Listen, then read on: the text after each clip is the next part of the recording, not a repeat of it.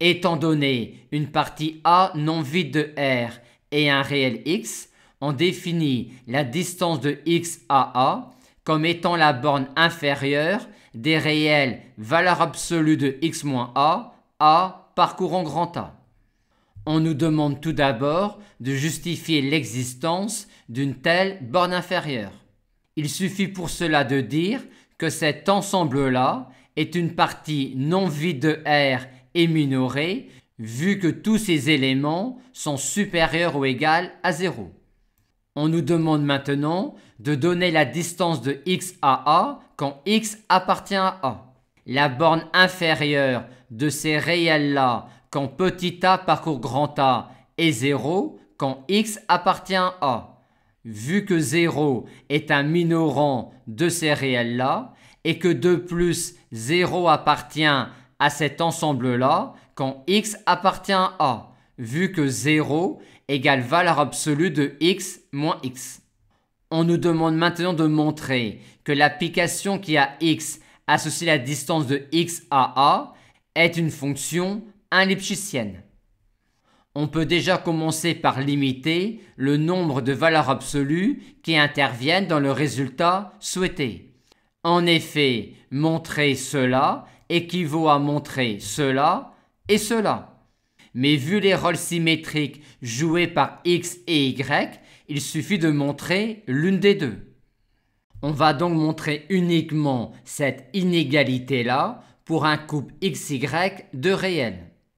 Et vu la définition de la distance de y à A et de la distance de x à A, on aimerait réussir à relier dans une inégalité ces quantités-là à celles-là. Si on prend le même A ici, et si on écrit x moins y sous cette forme-là, on va ensuite utiliser l'inégalité triangulaire, mais pas sous la forme inférieure ou égale à valeur absolue de x moins a plus valeur absolue de y moins a, vu le moins qui est ici, mais sous cette forme-là.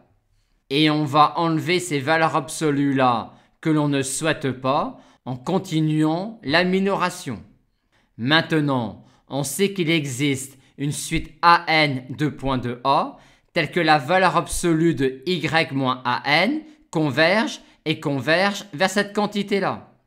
Et de même pour cette quantité-là, mais malheureusement pas forcément avec la même suite AN de points de A. Il va donc nous falloir choisir. On choisit de considérer une suite AN de points de A telle que la valeur absolue de x moins AN converge vers la distance de x à A. Mais il nous faudra alors nous débarrasser de la valeur absolue de y moins AN sur laquelle on n'aura aucun renseignement concernant sa limite. Aussi va-t-on écrire cette inégalité-là sous cette forme-là et on va se débarrasser de cette quantité-là en la minorant par la distance de y à A. On écrit cela ensuite pour A égale AN où AN est une suite de points de A telle que cette quantité-là tend vers celle-là.